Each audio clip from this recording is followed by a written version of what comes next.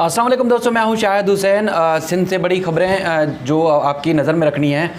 कोशिश करूंगा कि उनको बहुत जल्द निपटा के बहुत जल्द मुख्तसर टाइम में आपको सारी चीज़ें बता सकूं। सबसे पहले तो ये है कि वज़ीर आला सिंध की नाअहली से मुताल्लिक उनको ताहियात नाअहल करने के हवाले से महमूद अख्तर नकवी ने एक दरख्वास्त दायर कर रखी है, जो कि काफ़ी अरसे से ज़ेर समात है, लेकिन ना तो आज तक इलेक्शन कमीशन की जानिब से जवाब जमा कराया गया है और ना ही सूबाई हुकूमत की जानिब से जवाब जमा कराया गया है। आज जब ये केस की समाअत हुई जस्टिस मोहम्मद अली मज़हर की अदालत में, तो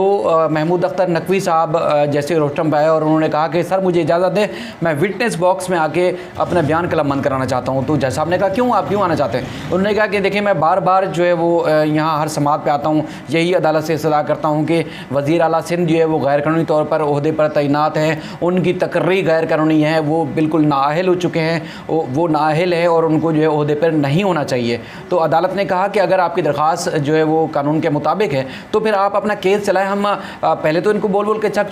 चुके हैं जवाब देने के लिए। अगर इलेक्शन कमीशन जवाब जमा नहीं करा रहा या सूबाई हुकूमत जवाब जमा नहीं करा रही, यानी कि वज़ीर आला सिंध मुराद अली शाह जवाब जमा नहीं करा रहे, या एडवोकेट जनरल की जानिब से कुछ तहरीरी जवाब नहीं आ रहा, तो उनको छोड़ें, आप अपना केस चलाएं कानून के मुताबिक, हम देखेंगे, फिर उनसे दलाइल पूछेंगे और उसके बाद फिर इस केस को आगे बढ़ाएंगे। तो उन्होंने कहा कि देखें एक तवील अरसे से मैं बार बार सारी पेशियाँ भुगत रहा हूँ, तो उसके बावजूद हम देखते हैं कि इनकी जानिब से कोई संजीदगी का जो है मुजाहरा नहीं किया जा रहा। उसके बाद फिर एडवोकेट जनरल सिंध सलमान तालिबुद्दीन साहब भी पेश हुए, तो उन्होंने कहा कि देखिए इनका केस सुन लें, लेकिन हमने सिर्फ दो चीज़ें जो पेश करनी है, एक जो हुक्मनामे हैं मुख्तलिफ सुप्रीम कोर्ट के हवाले से, और ये केस निमट चुका है, इनकी दरख्वास्त जो है नाकाबिल समात है। दूसरा, आप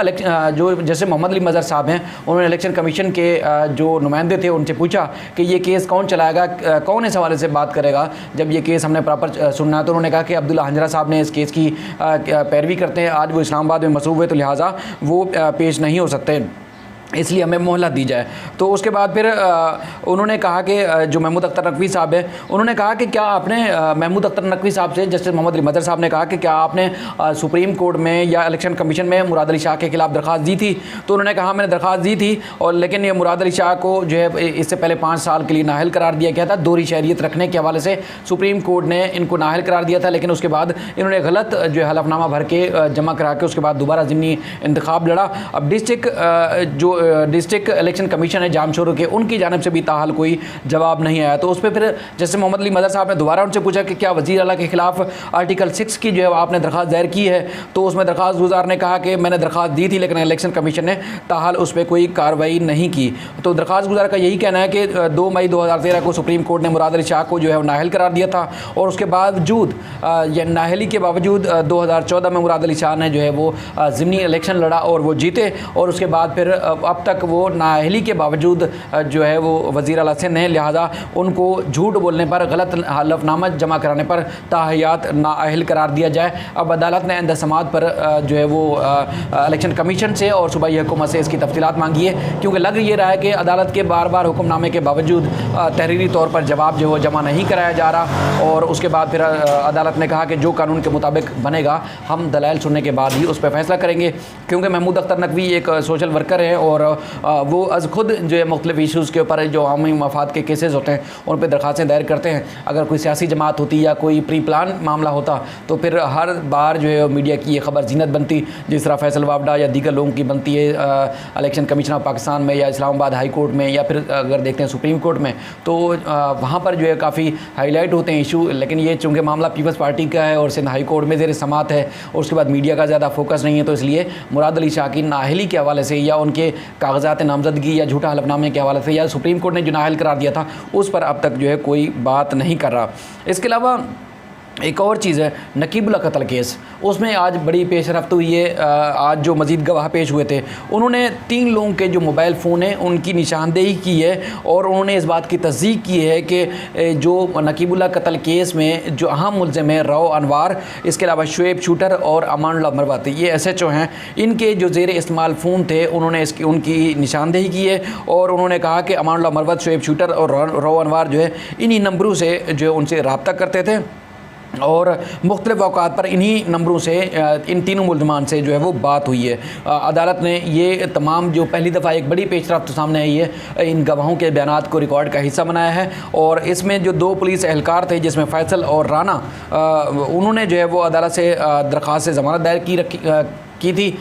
अदालत ने उनकी जो है वो दरख्वास्त ज़मानत मुस्तरद की है और 17 मार्च को इन तमाम मुल्ज़मान के ख़िलाफ़ मज़ीद गवाहों को तलब किया है। एक और बड़ी चीज़ वो ये है कि जैसे कराची वाले या कराची में जो रहने वाले जिनसे दुनिया कांपती थी, खौफज़दा होती थी, आज उसकी जानिब से एक अनोखी दरख्वास्त सामने आई। ये हो सकता है बिल्कुल सच भी हो, लेकिन उनकी जानिब से एक इंतहाई अहम और बड़े ख़दशे का इजहार किया गया है। वो हैं गैंगस्टर लियारी गैंगवार के सरगना उज़ैर बलोच की जानिब से इंसदादी दहशतगर्दी की अदालत में दरख्वास्त दायर की गई है, जिसमें कहा गया है कि रेंजर्स और जेल पुलिस की जानिब से उनकी जान को उनको ख़तरा है। दरख्वास्त में वो मौक़िफ़ इख्तियार करते हैं कि जेल इंतज़ामिया और इसके अलावा जो रेंजर्स हैं उसको जो है मुसलसल जहनी दबाव का जहनी तौर पर टार्चर कर रहे हैं, जहनी तौर पर अजियत में मुब्तला कर रखा है। और उसके बाद फिर अगर मुझे कुछ होता है तो इसकी ज़िम्मेदार IG सिंध होंगे, जेल इंतज़ामी होगी और रेंजर्स हुकाम होंगे। ये दरख्वास्त उज़ैर बलोच की जानिब से दायर की गई है और उसके बाद अदालत ने इस पर नोटिस जारी करते हुए जेल इंतज़ामी, रेंजर और दीगर हुकाम को जो है वो उनसे जवाब तलब किया है। अब हैरानकुन तौर पर यह है कि उज़ैर बलोच कहते हैं कि उनको जहनी तौर पर तशद्दुद किया जाता है और उन्होंने खदशे का इजहार किया है कि उनकी जान को ख़तरा है इन दोनों की जानिब से, तो इसलिए उनको तहफ़्फ़ुज़ फराहम किया जाए। उज़ैर जान बलोच के बारे में कुछ हमारे ज़राए ने बताया था कि उन्होंने जेल में जेल पुलिस या कुछ ऐसे सियासी लोगों की जानिब से ख़तरे का इजहार किया था कि जेल में अगर उनको रखा गया तो उसके बाद फिर उनकी जान को ख़तरा हो सकता है, उनको कत्ल किया जा सकता है।